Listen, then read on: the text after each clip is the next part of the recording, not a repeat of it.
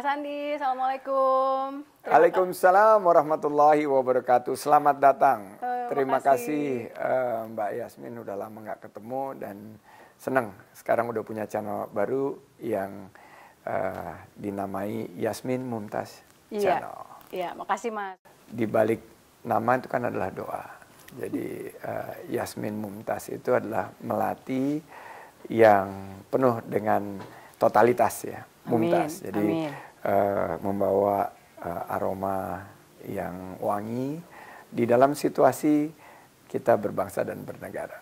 Alhamdulillah saya menjalani proses ini sekitar mungkin hampir 6 bulan lebih. Jadi semenjak diundang di beberapa acara P3 ada pendekatan dan saya juga sempat berkomunikasi dengan pimpinan Partai P3 juga dengan para kiai. Saya berkeliling Indonesia dari Aceh sampai Indonesia Timur. Saya menangkap ada sebuah semangat untuk melakukan percepatan pembangunan. Saya menyebutnya Poros Percepatan Pembangunan, PPP. Itu karena masukan dari banyak para ulama, anggota masyarakat, bahwa rel pembangunan kita, arah pembangunan kita ini sudah dirasakan betul. Namun tentunya masyarakat yang di bawah ini menginginkan lapangan kerja yang lebih tercipta dalam menghadapi situasi ekonomi keseharian yang mereka rasakan. Harga-harga bahan pokok yang lebih terjangkau dan stabil. Juga harapan-harapan masyarakat ini agar tentunya fokus pada kontestasi demokrasi ini adalah mengenai bagaimana pembicaraan kita untuk membawa sebuah peningkatan ekonomi di kalangan masyarakat, khususnya yang saya lihat adalah dari anak-anak muda dan juga dari masyarakat yang sekarang ada di kelas menengah. Mereka ada di titik yang sekarang harapkan sebuah percepatan mereka untuk peningkatan kesejahteraan. 2024 ini kita harus mendengar apa yang ingin masyarakat hadirkan pada pemerintahan dan kepemimpinan ke depan. Saya sangat meyakini sekarang dan terafirmasi dengan beberapa survei bahwa masyarakat itu sebetulnya puas dengan capaian pemerintah tapi menginginkan percepatan di berbagai sektor yang mereka hadapi dalam keseharian mereka. Ada saran dari Pak Jokowi juga nggak? Nggak ada. Itu saya menyampaikan pemikiran saya, Pak, ini kita punya waktu sangat singkat loh, Pak. Ini untuk mencapai Indonesia maju dengan 27.000 dolar Amerika Serikat per kapita. Ekonomi kita ini kita harus tumbuh secara berturut-turut dengan angka 5-7%. Ini hanya bisa dilakukan dengan percepatan pembangunan. Percepatan pembangunan ini di segala lini. Dan kalau kita lihat kan ekonomi kita berbasis konsumsi. Kalau konsumsi ini yang kita konsumsi per hari itu adalah mulai dari kuliner, fashion, proses-proses hilirisasi yang sudah dijalankan ini harus dipercepat. Sehingga kita akan menghasilkan pertumbuhan ekonomi yang lebih kuat. Nah, oleh karena itu saya menyampaikan butuh gerak cepat. Makanya saya selalu bilang 3G kan. Gercep, gerak cepat, geber, gerak bersama, dan gaspol. Garap semua potensi. Kebetulan alhamdulillah Pak Mardiono dan teman-teman di P3 membuka ruang untuk saya menawarkan sebuah pemikiran dan ini yang sekarang saya ikhtiarkan. Berarti nggak benar dong kalau ada pendapat bahwa percepatan pembangunan itu antitesa koalisi perubahan. Sama sekali mungkin kalau kita lihat politik itu kan nggak diametral. Tapi saya melihat itu politik itu mestinya saling melengkapi. Dan gagasan kami itu seperti sebetulnya di DKI. Jadi ini saya banyak terima WA kan beberapa hari terakhir ini. Wah ini yang lagi coba dikerjakan antitesa dan coba melakukan kegiatan-kegiatan yang melakukan manuver untuk menggagalkan satu dan lain hal. Saya sampaikan waktu di DKI 2015 2017 saya kan keliling Jakarta 1.200 titik, Mbak Yasmin. Saya keliling di Jakarta mulai dari Kepulauan Seribu sampai dengan ke selatan, di Jakarta Selatan di Pesanggerahan, di timur saya berkeliling sampai di barat Jakarta di Cengkareng, di timur itu kalau kita ke Cakung, ke Klender, ini saya bertemu dengan seluruh lapisan masyarakat Jakarta.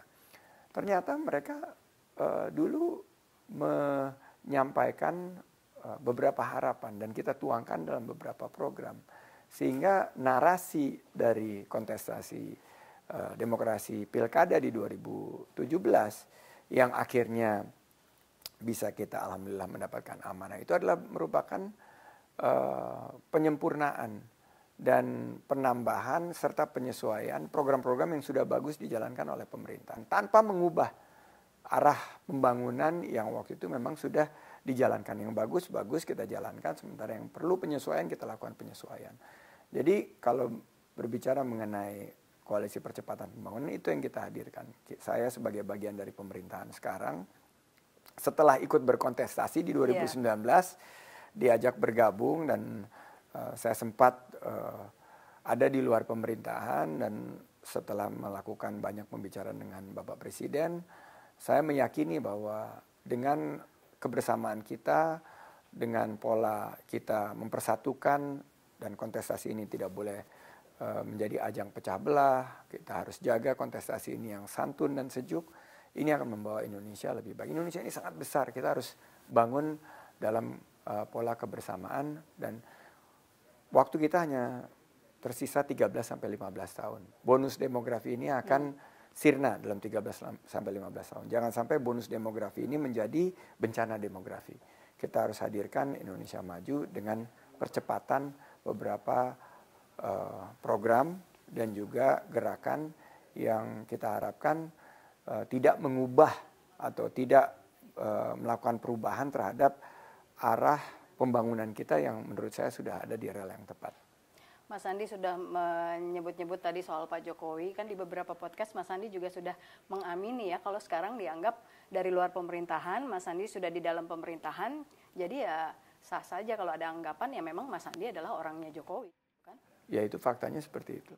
Saya pembantu presiden di kabinet dan dalam beberapa pemikiran saya banyak berdiskusi dengan Bapak Presiden dan saya mendapat ujangan, mendapatkan pendapat beliau dan sifatnya tertutup. Diskusi-diskusi itu kita lakukan cukup rutin, tapi dalam membangun Indonesia ini kita nggak bisa bilang, oh ini orangnya Jokowi, ini orangnya X, ini orangnya B, ini orangnya Y. Bagaimana kita bisa membangun justru bersama. Yang baik-baik itu kita teruskan dengan percepatan, yang butuh koreksi ada juga yang butuh koreksi, misalnya berkaitan dengan sempat kemarin harga-harga bahan pokok melambung tinggi, koreksinya ada di mana? Mungkin di sisi pasokan, mungkin ada di sisi lancarnya distribusi dan sebuah program yang memastikan ekonomi ini berkeadilan itu harus kita hadirkan. Ada tudingan atau ada pertanyaan ketika ke P3 katanya atas arahan Pak Jokowi. Itu sebenarnya betul nggak, Mas? Pertimbangan iya pasti, karena dalam saya melangkah sebagai sekarang tugas saya di kabinet sebagai pembantu presiden, tentunya setiap langkah saya diskusikan dan konsultasikan. Tapi keputusan tentunya setelah mendapat pertimbangan, akhirnya keputusannya ada di saya. Karena itu memang keputusan sebagai yang akan melangkah, tokoh politik yang akan melangkah, saya sudah membersamai Gerindra 10 tahun kurang lebih, dan Gerindra sekarang partai yang sangat kuat, besar. Pak Prabowo juga sudah membangun organisasi yang luar biasa. Mungkin ini takdir saya ya. Jadi saya waktu di dunia usaha juga tugas saya itu adalah membenahi, merestrukturisasi, melakukan perbaikan dari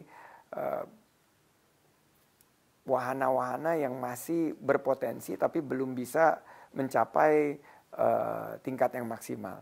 Dulu saya lakukan itu dalam kegiatan saya berinvestasi, dalam kegiatan saya membangun, memberdayakan UMKM. Sudah ke partai mana saja Mas Sandi menawarkan gagasan itu? Saya kenal banyak partai karena berinteraksi dengan partai politik, bukan hanya ditugas di kementerian tapi juga pertemanan yang banyak. Tapi yang paling saya dekat itu sama PKS, karena PKS ini berjuang bersama saya dari titik paling bawah.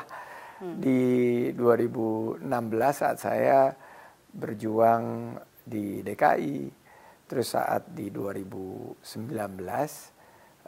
itu kita berjuang di Pilpres. Nah, kalau kita mundur ke triwulan pertama, triwulan kedua 2018, saya ditugaskan Pak Prabowo waktu itu untuk mengajak beberapa partai bergabung dengan Pak Prabowo, yaitu akhirnya bernama Koalisi Indonesia Adil Makmur. Dan itu tugas saya waktu itu. Makanya saya menyampaikan pemikiran ke PKS, ke PAN, dan beberapa partai lain. Yang saya merasa chemistry-nya dapat banget itu PKS. Karena mereka ingin membangun negeri bersama-sama juga.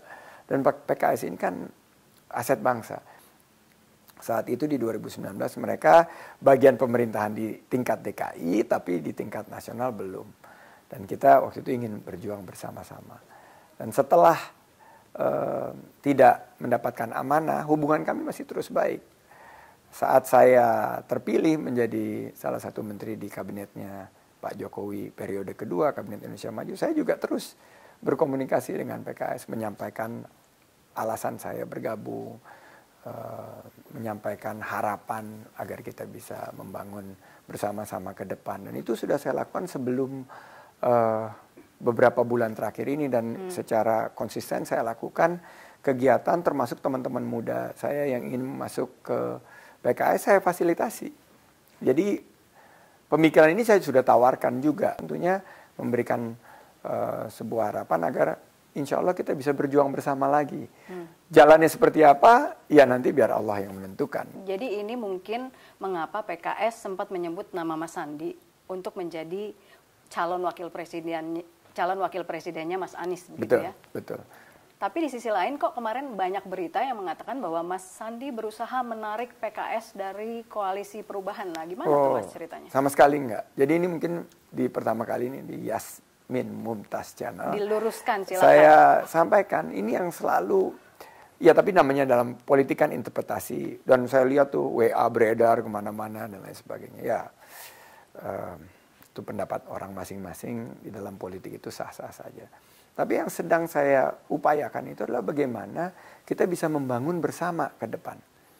Wujudnya seperti apa? Wujudnya seperti bagaimana kita bisa menyepakati isu-isu utama yang dihadapi di masyarakat. Tadi saya udah bilang, mulai dari percepatan pembangunan, membangun ekonomi masyarakat, ekonomi umat, kunjungan kita ke pondok-pondok pesantren, 5 juta santri, bagaimana ekonomi syariah ini bisa lebih diarus utamakan. Bagaimana kita juga secara internasional pemikiran kita tentang Islam wasatiyah ini juga bisa dikumandangkan. Nah, ternyata setelah saya sampaikan kepada rekan-rekan PKS ini banyak kesamaan pemikiran. Nah, saya bilang oke, namanya di sana koalisi perubahan. Saya nggak punya sama sekali hak untuk melakukan koreksi atau apapun itu. Tapi saya bilang, ini data saya, masyarakat puas. Yang mau dirubah itu di mana? Kalau kita jelas yang mau dirubah itu di mana, itu akan jauh lebih mudah menyampaikan. Kalau tidak, kita tidak akan menerima dan tidak akan ada peluang untuk mendapatkan apa yang menjadi harapan masyarakat. Dan kalau setiap kontestasi demokrasi kan akhirnya elektabilitas, akhirnya vote. Dan itu bisa terlihat selama tingkat kepuasan masyarakat ini tinggi terhadap pemerintah, ekonomi berjalan dengan baik. Yang bisa kita tawarkan adalah bagaimana kita bisa membangun bersama dalam konsep kita mengedepankan, mengarus utamakan kepemimpinan yang berlandaskan pemikiran percepatan perbaikan ekonomi. Dalam 2 minggu terakhir, Mas Sandi tuh udah mengeluarkan statement yang menurut saya kok beda ya gaya komunikasi Mas Sandi. Iya, pertama gini. Pertama, saya sudah berkeliling Indonesia dan mendengar langsung dari masyarakat. Saya punya informasi itu. Saya didukung data-data yang semua juga sudah menganalisa data-data tersebut. Dan saya ingin diskursus kita bukan hanya diskursus-diskursus yang tidak memberikan nilai tambah kepada proses kontestasi demokrasi ini. Salah satu nilai tambah misalnya proses kontestasi demokrasi. Saya kan berpengalaman di 2019. Setelah saya bergabung di pemerintahan, pemikiran saya waktu itu kampanyenya terlalu panjang. 8,5 bulan waktu itu. Dan biayanya terlalu besar. Habis 1 T. Lebih untuk secara kolektif. Tapi dengan pola sekarang, Prabowo Sandi waktu itu sudah ada di bagian dari pemerintahan, memberikan pemikiran bagaimana pemilu itu bisa dilakukan lebih efisien dan lain sebagainya. Hasilnya sekarang bahwa periode kampanye jauh lebih singkat dan mudah-mudahan biayanya tidak terlalu berat. Nah ini yang kita harapkan dalam membangun Indonesia bersama itu ide-ide seperti ini itu yang bisa langsung bisa diaplikasikan. Nah saya mencoba, memang gaya bahasa saya selama ini selalu diplomatis karena saya belum memiliki data tersebut. Tapi begitu saya berkeliling, saya sekarang terafirmasi data, saya ingin memberikan keyakinan bahwa silakan kalau memang sudah meyakini bahwa kesepakatan telah terjadi, saya sangat ikhlas. Silakan berangkat, gitu. Saya sangat ikhlas. Tapi ini ada pemikiran saya, pemikiran yang ingin mengajak kita membangun Indonesia bersama. Mohon dipertimbangkan. Dan ini yang terjadi. Tapi sama sekali tidak mencoba menarik. Kalau misalnya sudah beres semuanya, silakan. Saya sangat bisa menerima pemikiran tersebut dan saya mencoba meyakinkan bahwa pemikiran percepatan pembangunan itu sebetulnya yang lebih dibutuhkan oleh masyarakat. Ya, jadi perubahan gaya komunikasi itu hanya semata-mata karena Mas Andi sudah punya data. Jadi... Saya sudah punya data dan waktunya tinggal sempit. Karena penentuannya ini kan Oktober tanggal 19 ini sudah pendaftaran. Jadi partai-partai harus menentukan pilihan. Dan itu ranahnya pimpinan partai politik. Mereka harus memiliki informasi ini, harus memiliki data-data ini, yaitu Pak Mardiono sudah sepakat bahwa ya betul kita memang arahnya seperti itu, kita melanjutkan dan namanya juga Partai Persatuan Pembangunan. Saya selalu berpikir kalau Mas Andi gabung ke partai politik atau keluar dari Gerindra itu tadinya ke PAN loh. Jadi saya juga sama PAN sangat dekat, sama Bang Zul berkali-kali kita turun bareng dan dari semua tokoh politik yang pernah berkampanye sama saya, Bang Zul ini mungkin yang fisiknya mirip-mirip saya.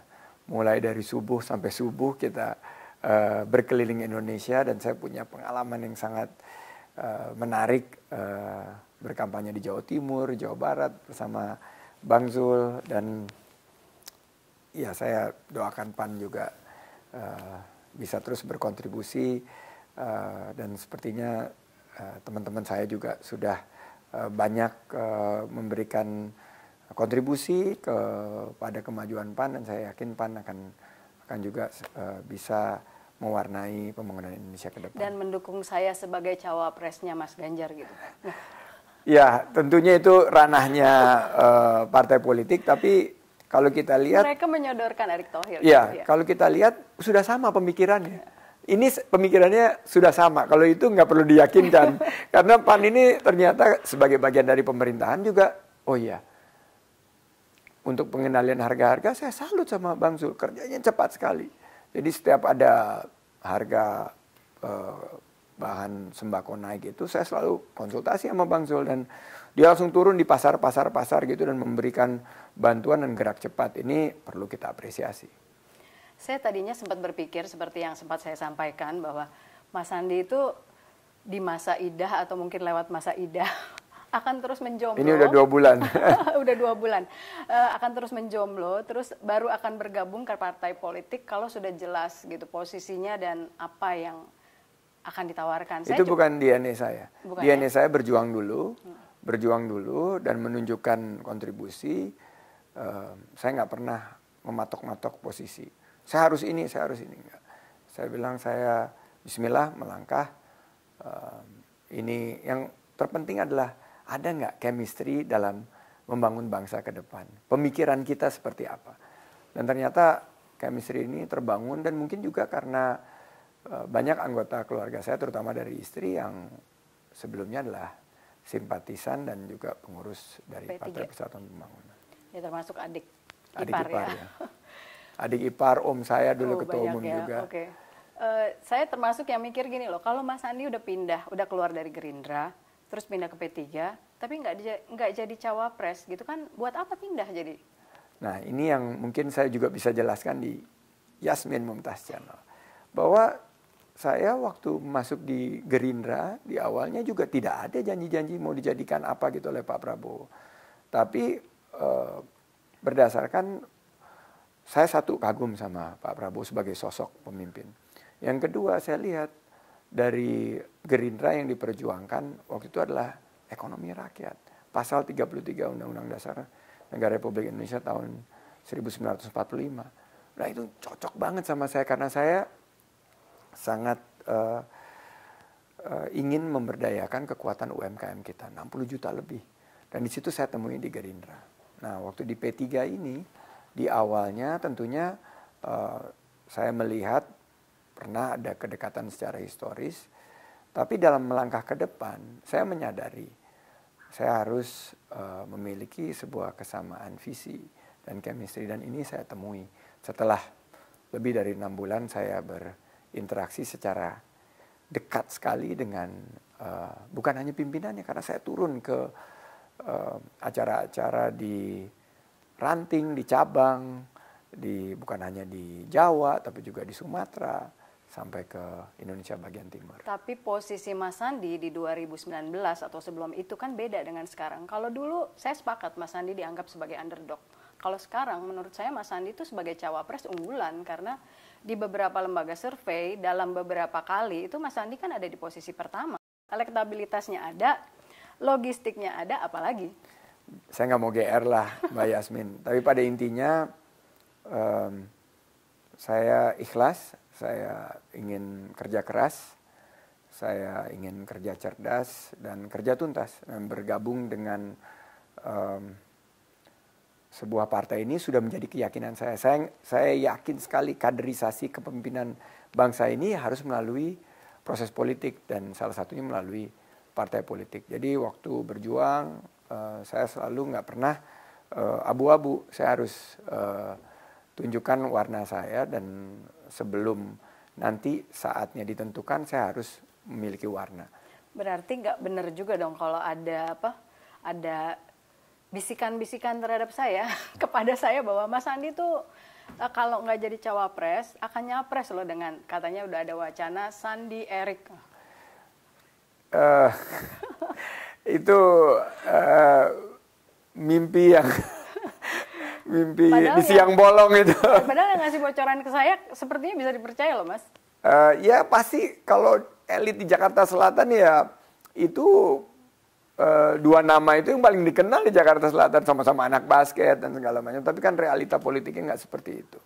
Ya, Oke. Kalau memang sebagai capres memang Mas Sandi itu boleh lah ya ada pendapat yang menganggap Mas Sandi itu masih underdog karena posisinya 5 besar atau mungkin di bawah 5 besar, di luar 5 besar. Tapi ya tetap ya kenapa tiba-tiba bisa ada wacana atau suara-suara seperti itu, tapi nggak benar ya. Realitanya tadi yang saya sudah sampaikan panjang lebar ya, tapi memang di politik ini kan tidak ada yang tidak mungkin ya. Dan semestinya 2017, 2016 di DKI saya itu calon gubernur sampai detik-detik terakhir. Saya akhirnya karena tentunya politik ini kan bicara menang. Iya. Bagaimana kita bisa memiliki strategi, memiliki daya saing dan memiliki peluang menang. Dan saya waktu itu akhirnya mengundang Mas Anies Baswedan dan saya yakinkan Pak Prabowo, saya yakinkan PKS inilah yang akan menjadi pasangan saya, akan membawakan kemenangan. Awalnya ditolak.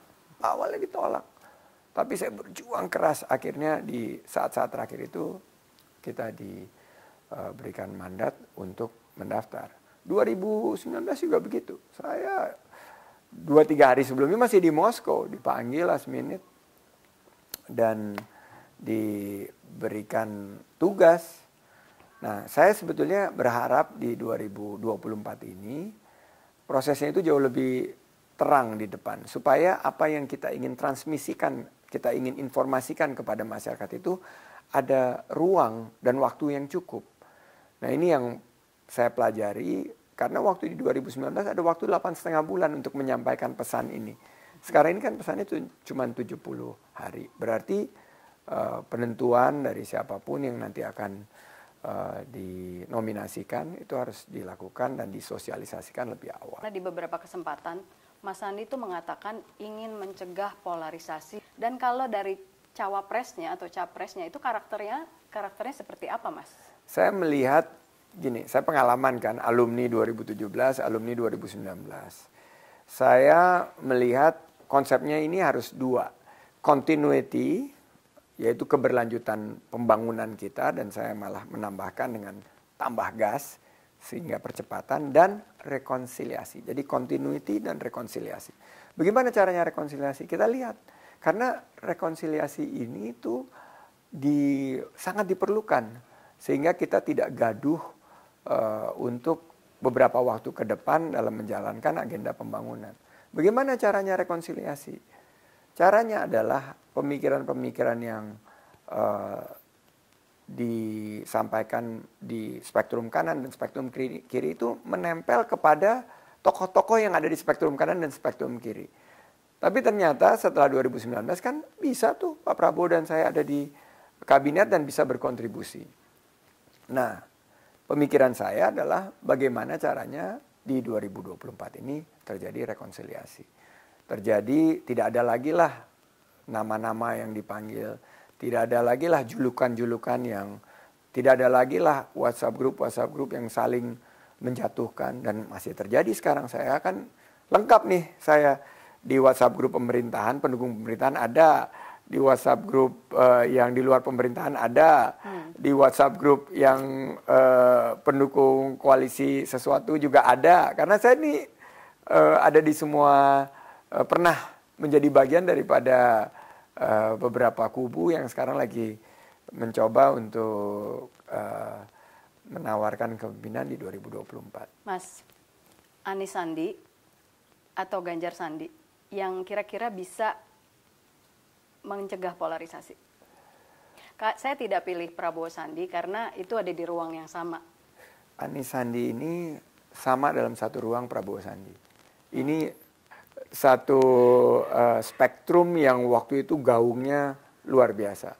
Dan waktu itu juga ada sebuah gerakan yang, ya menurut saya pada saat itu, kalau kita lihat ke belakang, ada alasannya. Dan beberapa pandangan yang diharapkan telah dituangkan oleh Pak Prabowo dan saya selama di pemerintahan. Nah,